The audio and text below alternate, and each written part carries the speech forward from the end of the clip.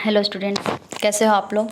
तो आज मिडवाइफरी में जो कॉमनली मेडिसिन यूज़ होते हैं उसके बारे में पढ़ेंगे। तो एनाल्जेसिक्स इन ऑब्स्टेट्रिक्स। तो एनाल्जेसिक्स जो कि पेन रिलीफ करने के लिए मेडिसिन दिया जाता है उसे एनाल्जेसिक्स कहते हैं। उसके बारे में पढ़ते हैं। Labour pain is the most severe pain human can experience. ठीक है, तो जो लेबर पेन है वो मेनली बहुत ही सीवियर पेन माना गया है। Greatly variable and is often dictated by a women's emotional, motivational, cognitive and cultural circumstances. तो ये जो बहुत ही मतलब इंडिविजुअल के अकॉर्डिंग ये वेरिएबल भी कर सकता है और जो कि डिपेंड करता है वुमेंस के इमोशनल स्टेटस पे, ठीक है, मोटिवेशनल स्टेटस पे, कॉग्निटिव एंड कल्चरल सर्कमस्टांसेस। तो कल्चरल में आपका ये हो सकता है कि इसका एग्जांपल ये हो सकता है कि बहुत सारे रूरल एरियाज़ में देखे होंगे कि पेशेंट जो भी मदर है उन्हें ये बोला जाता है कि आप ही एक ऐसी नहीं हो जिसको कि ये लेबर पेन हुआ है, ठीक है, चाहे हो रहा है। तो इस कारण से वो जो होती है लेडी, उनको अगर पेन ज़्यादा भी होगा, इंटेंसिटी ज़्यादा भी होगी, फिर भी वो क्या करेगी, अपने आप में रखेगी पेन को, ठीक है। तो ये इसका एग्जाम्पल हो सकता है, ठीक है। No parity also influences labour pain. तो पैरिटी जो है आपका प्राइमरी पैरस जो कि मल्टी पैरस होती है वो भी कभी इन्फ्लुएंस कर सकती है लेबर पेन को। जो प्राइमरी पैरस जो होती है वुमेन, वो आपको जो अर्ली लेबर में मतलब फर्स्ट स्टेज में उनको ज़्यादा पेन होती है, ठीक है, लेकिन मल्टी पैरस जो है उनको सेकंड स्टेज में पेन ज़्यादा होती है। Okay, no definitions of analgesia any medications और ड्रग्स विच रिलीव पेन। तो जो पेन में रिलीफ करता है मेडिसिन उसे एनाल्जेसिक्स कहते हैं। Best analgesics are those that provides rapid onset. तो वैसा एनाल्जेसिक्स जो कि रैपिड ऑनसेट मतलब कि रैपिड आपको रिलीफ प्रोवाइड करता है with minimal to no impact. तो जो कि बहुत ही कम या किसी भी टाइप्स का कोई भी इम्पैक्ट नहीं डालता है प्रोग्रेशन ऑफ लेबर पे, ठीक है, मैटरनल वाइटल साइंस पे, फीटस का वाइटल साइंस पे, मैटरनल पैसेज पे means vagina and uterine contractions. तो ये सब पे क्या होता है, कोई भी इम्पैक्ट या मिनिमल इम्पैक्ट अगर वो डालता है मेडिसिन्स तो वो क्या होगा, बेटर एनाल्जेसिक्स होगा। Not types of anaesthesia. तो इसमें फर्स्ट टाइप से पैरेंटल एनेस्थीसिया, ठीक है, intrathecal anaesthesia and inhalational anaesthesia. Intrathecal means होता है वैसा मेडिसिन्स या वैसा एनेस्थीसिया जो कि मेनली स्पाइन में जो आपका, ठीक है, स्पाइनल फ्लूइड्स जो होते हैं आपका उसमें दिया जाता है, ठीक है, मेडिसिन्स, ठीक है। इनहेलेशनल एनेस्थीसिया में गैसेस का यूज़ करके आपको एनेस्थीसिया प्रोवाइड किया जाता है, ठीक है। तो पैरेंटल एनेस्थीसिया को पढ़ते हैं। It is easily administered. Parental anaesthesia को इजली एडमिनिस्ट्रेट किया जा सकता है। Work best in early first stage. ये अच्छा रहेगा अगर हम लोग इसे फर्स्ट स्टेज में यूज़ कर ले तो। When pain is primarily visceral और लेस इंटेंस। जबकि पेन जब इसका पेन बहुत ही कम हो तो उस समय ही इसे क्या दे देना चाहिए, ठीक है। Cross placental barrier and so it affects foetus. तो ये प्लासेंटा के बैरियर को क्रॉस करता है, ठीक है, जिस कारण ये फीटस तक पहुंच सकता है। Narcotics can be given IV, IM और by continuous infusion in what is called CPA। तो नार्कोटिक्स को हम लोग ओपॉइड्स भी कहते हैं। मेनली जो नार्कोटिक्स ग्रुप का जो आपका मेडिसिन्स होता है वो ओपॉइड्स होते हैं, ठीक है। तो इसे IV, IM या कंटिन्यूअस इन्फ्यूजन द्वारा दिया जा सकता है। तो इसको PCA मीन्स इसका फुल फॉर्म होता है, फर्स्ट इज पेथिडिन, दूसरा is fentanyl and third is butorphanol, ठीक है। तो जो मेन नार्कोटिक्स होता है वो यही तीनों होता है, ठीक है, that is pethidine, fentanyl and butorphanol, ठीक है। And no one more important is naloxones. जो नैलोक्सोन्स होता है वो नार्कोटिक्स मीन्स ओपॉइड्स का क्या है, एंटागोनिस्ट है, ठीक है। तो जब भी ओपॉइड्स की टॉक्सिसिटी हो जाती है तो उस समय इसको कहाँ इंजेक्ट किया जाता है, अम्बिलाइकल वेन में इंजेक्ट करके उसकी टॉक्सिसिटी को क्या न्यूट्रलाइज किया जाता है। No intrathecal analgesics. Intrathecal opioids provide better analgesia than parental opioids. तो पैरेंटल से ये बेटर होता है, एनाल्जेसिया प्रोवाइड करता है, ठीक है। They are provide rapid onset relief. तो ये आपका रैपिड ऑनसेट करता है, ठीक है, ये रैपिड रिलीफ प्रोवाइड करता है। लॉन्ग ड्यूरेशन ऑफ एक्शन इसका है और इससे कोई भी क्या होता है, मोटर का ब्लॉकेज नहीं होता है और इसमें फीटस पर भी किसी भी टाइप का कोई इफेक्ट नहीं होता है, ठीक है। No problems with intrathecal analgesics, तो इंट्राथिकल जो एनाल्जेसिक्स है उसमें कुछ प्रॉब्लम्स मतलब कि साइड इफ़ेक्ट्स हो सकते हैं उसका, जैसे कि प्रूराइटिस मीन्स ईचिंग, ठीक है। नोजिया, जो प्रूराइटिस है वो आपका 60 to 100% हो सकती है। नोजिया है जो 25 से आपका 60% हो सकती है, ठीक है। Urinary detentions 10 to 35%। No inhalational analgesia, तो more effective than opiates and is widely used, तो ये बहुत ही ओपिएट से भी ज़्यादा इफेक्टिव होता है, ठीक है, और इसे वाइडली यूज़ किया जा रहा है। इसमें जो मोस्ट कॉमनली मैंने बताया था कि गैसेस, जो इसमें नाइट्रिक ऑक्साइड और ऑक्सीजन का गैसेस का मिक्सचर जिसको कि इंटोनॉक्स कहते हैं, ठीक है, उसको मेनली यूज़ किया जाता है, जो कि क्विक एक्शन है इसका और शॉर्ट ड्यूरेशन इफेक्ट है, ठीक है, मतलब कि इसका जो इफेक्ट है थोड़े समय तक के लिए ही रहेगा। तो ये not suitable for prolong use के, इसे सूटेबल नहीं है, ठीक है। सो मोस्ट सूटेबल इन लेबर, तो लेबर का जो लेट पीरियड में इसको मेनली यूज़ किया जाता है, ठीक है। एडवर्स इफेक्ट्स इसमें आपका नोजिया और लाइट हेडेडनेस इसका साइड इफ़ेक्ट्स है, ठीक है।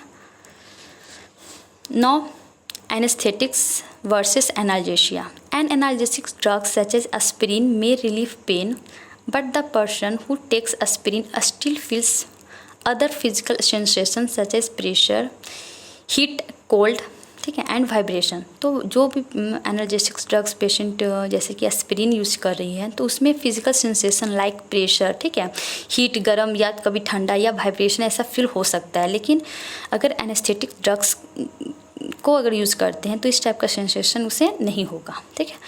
No we will see general anaesthesia, तो इसे हम लोग GA के नाम से भी जानते हैं, GA। तो GA is not used in vaginal delivery, तो वेजाइनल डिलीवरी के लिए GA यूज़ नहीं किया जाता है। GA used in CS in circum circumstances, ठीक है, तो सिजेरियन सेक्शन में GA का यूज़ किया जाता है।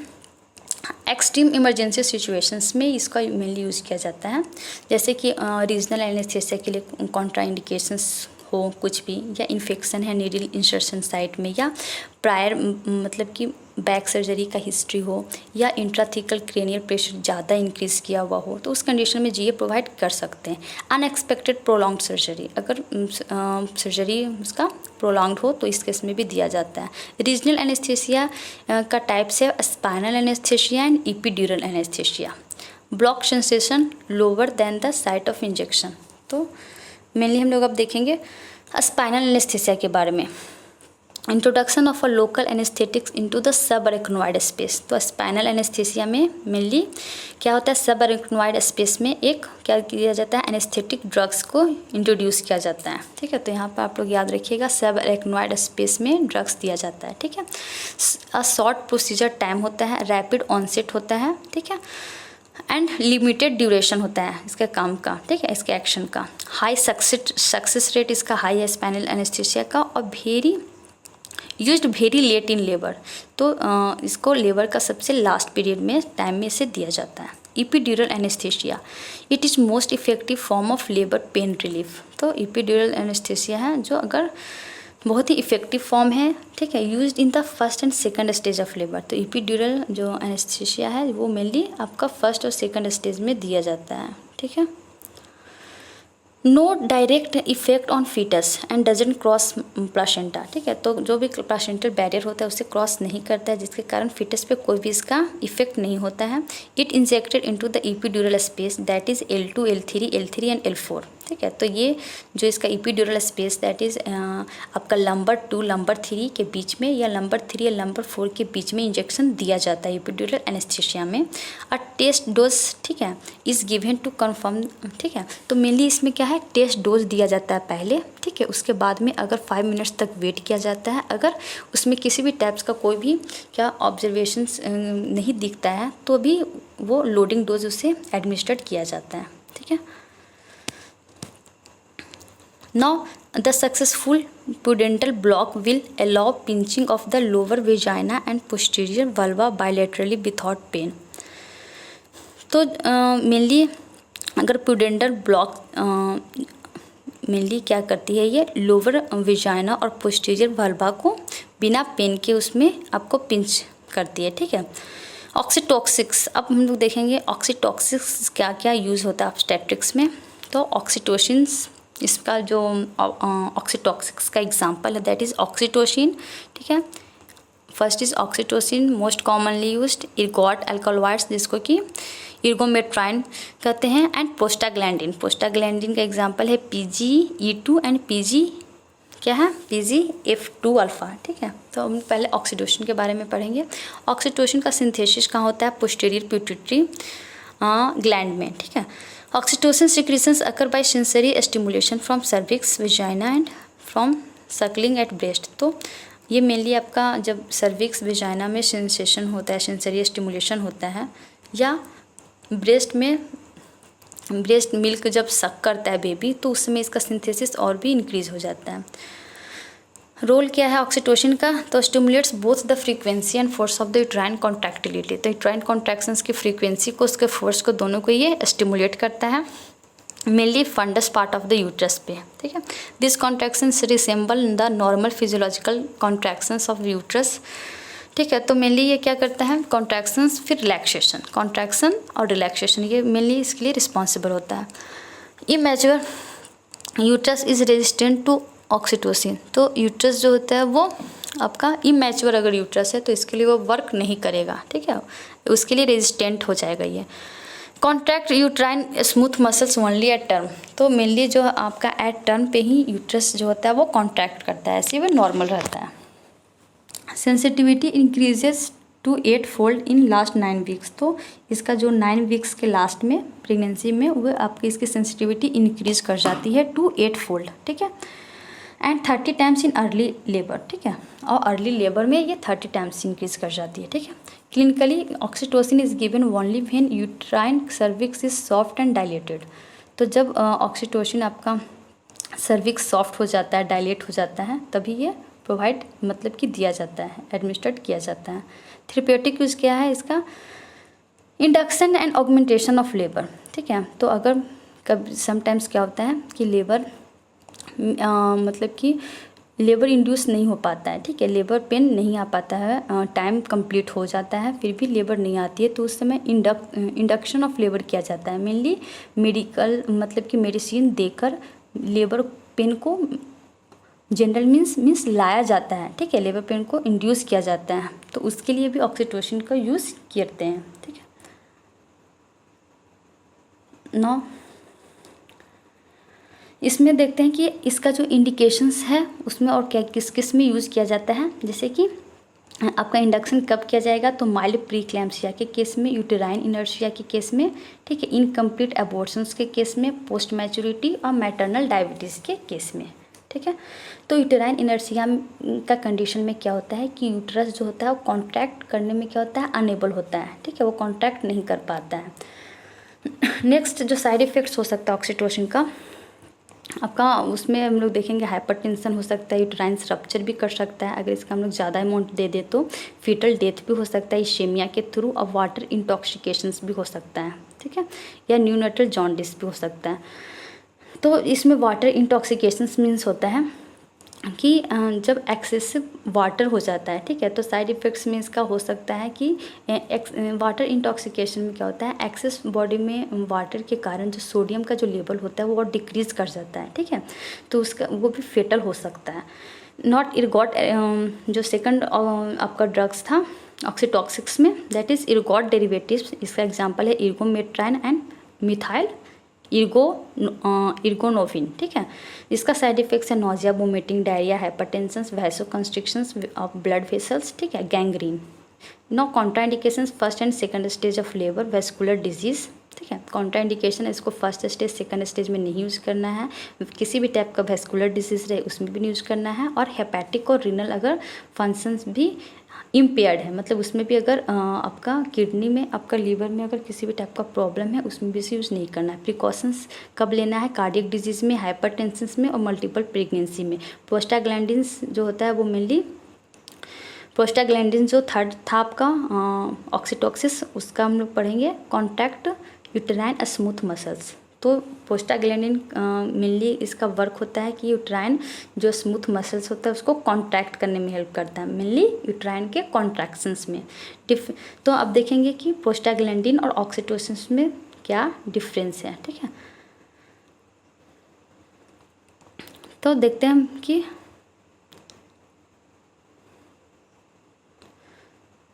ये आपका ये रिपीट हो चुका है, ठीक है। तो हम लोग देखते हैं इसका सेकंड जो आपका है डिफरेंस देख रहे थे। PGS contracts uterine smooth muscles not only at terms, ठीक है। तो जो प्रोस्टाग्लैंडिन्स है वो आपका स्मूथ जो कॉन्ट्रैक्ट करता है यूटेराइन मसल्स को सिर्फ टर्म पे, मतलब कि जब बेबी उसका मतलब लेबर पेन स्टार्ट हो गया है, डेट पूरा हो चुका है, तब उस समय आपका प्रोस्टाग्लैंडिन सिर्फ कॉन्ट्रैक्ट नहीं करता है यूट्रस को, बल्कि थ्रू आउट प्रेगनेंसी ये आपका जो प्रोस्टाग्लैंडिन है वो आपको यूट्रस को कॉन्ट्रैक्ट करता है, ठीक है। कुछ समहाउ ये कॉन्ट्रैक्ट करता है। Now PGS means prostaglandin soften the cervix, ठीक है। तो वो सॉफ्टन करता है सर्विक्स को, जबकि ऑक्सीटोसिन आपको सर्विक्स को सॉफ्टन नहीं करता है। PGS have longer duration of action then oxytocin. तो ऑक्सीटोसिन से इसका जो लॉन्ग ऑफ ड्यूरेशन होगा, उसका जो ड्यूरेशन ऑफ एक्शन होगा वो ज़्यादा लॉन्गर होगा। साइड इफ़ेक्ट्स हो सकता है इसका क्या क्या है आपका PGS का, प्रोस्टाग्लैंडिन का, that is nausea, vomitings, abdominal pain, diarrhoea, ठीक है, ब्रोंकोस्पाजम्स, ठीक है। तो ब्रोंकोस्पाजम्स में मेनली क्या होता है, जो ब्रोंक्यूल्स होता है वो आपका कॉन्ट्रैक्ट कर जाता है, जिस कारण ब्रीदिंग डिफिकल्टी हो सकती है, ठीक है। कॉन्ट्राइंडिकेशन से आपका mechanical obstructions of delivery, fetal distress, अगर फीटस का जो FHR है बहुत कम आ रहा है, ठीक है, मैकेनिकल ऑब्स्ट्रक्शंस है डिलीवरी में, तो उस कंडीशन में जो प्रोस्टाग्लैंडिन है उसका यूज़ नहीं कर सकते हैं। नाउ या predisposition of the uterine rupture, या यूटेराइन रप्चर का कुछ केस हो, ठीक है। No antihypertensive drugs used in obstetrics. तो हाइपरटेंशन प्रेगनेंसी में अगर 20 वीक जेस्टेशन के बाद में अगर आपका हाइपरटेंशन होता है तो वो क्या होता है, प्रेगनेंसी इंड्यूस्ड हाइपरटेंशन होता है, जिसमें कि अगर सिस्टोलिक BP अगर मोर देन 140 mmHg रहे, या डायस्टोलिक BP आपका मोर देन 90 mmHg रहे, तभी हम लोग उसको क्या कहते हैं, हाइपरटेंशन कहेंगे। तो in order to make a clear diagnosis this BP should be confirmed by repeated readings for several hours. तो इसका रिपीटेड क्या होता है, रीडिंग होना चाहिए, कम से कम 2-3 बार रिपीटेशन होना चाहिए कि हाँ, ठीक है, BP का रिपीटेशन होना चाहिए। अगर वो रेगुलर इंक्रीज हो रही है तभी वो माना जाएगा कि क्या है, वो हाइपरटेंशन है, ठीक है। तो several hours in a clinic और डे असेसमेंट यूनिट और आफ्टर रेस्ट इन हॉस्पिटल। तो ये जो आपका रिपीटेशन हो सकता है वो आपका क्लिनिक में भी हो सकता है, असेसमेंट के दौरान भी हो सकता है, या आप घर में आराम करने के बाद में भी, या हॉस्पिटल में कुछ देर आराम कर लीजिए उसके बाद भी ये रिपीटेड हो सकता है। मेडिकेशंस जो यूज़ होते हैं आपको BP को रिड्यूस करने के लिए, ठीक है, तो ये मेनली आपको क्या है, the vasospasm of extreme hypertension respond based to drugs that directly relax vascular smooth muscles. तो ये मेनली कैसे काम करता है, ये वैसोस्पाज्म करता है, ठीक है, और वस्कुलर स्मूथ मसल्स को रिलैक्स करता है, ठीक है। A sustained reductions is preferred to sudden short term changes. The medication is choice is hydralazine and intravenously. तो हाइड्रोलाजिन अगर IV देते हैं तो मेनली जो होता है मेडिकेशंस को तुरंत जो BP को तुरंत रिड्यूस कर सकता है विथ वैसोस्पाज्म, ठीक है। No antibiotics use in pregnancy. जो एंटीबायोटिक्स यूज होते हैं, ठीक है, तो एंटी हाइपरटेंसिव जो हो गया, इसका जो एग्जांपल हो गया that is hydralazine is the choice, is the first choice, ठीक है। हाइड्रोलाजिन याद रखिएगा, ठीक है, हाइड्रोलाजिन जो है वो आपका एंटी हाइपरटेंसिव है, ठीक है। अब हम लोग एंटीबायोटिक्स जो मेनली यूज़ होता है वो उसका नाम देखेंगे, पेनिसिलिन, एम्पिसिलिन, एमोक्सिसिलिन, ठीक है, नाइट्रोफ्यूरेंटोइंस, सेफेलोस्पोरिन्स, क्लिंडामाइसिन्स, एजिथ्रोमाइसिन्स एंड एरिथ्रोमाइसिन्स। तो ये जो ड्रग्स जो एंटीबायोटिक्स हैं वो सेफ़ होते हैं आपका ड्यूरिंग प्रेगनेंसी। तो मेनली जो मोस्ट कॉमनली यूज किया जाता है दैट इज़ एमोक्सिसिलिन, ठीक है, एमोक्सिसिलिन्स और आपका एरिथ्रोमाइसिन, ठीक है। ये सब जो दो है वो आपका बहुत ही मोस्ट कॉमनली यूज़ किया जाता है ड्यूरिंग लेबर इन प्रेगनेंसी, ठीक है। I hope this is helpful to you. Please like, share, subscribe my channel. Thanks for watching.